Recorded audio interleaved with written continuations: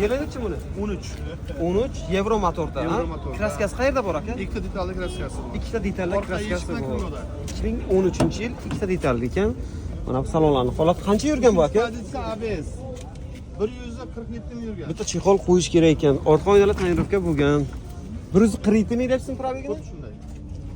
3-pozitsiya zavodskiy ABS bilan. Gaz qo'yilmagan, umuman benzinda holati zo'r. Qo'yish kerak edi aka. Ha, endi zavodskiy To'rtta balon qo'yish kerak, diskalari bor.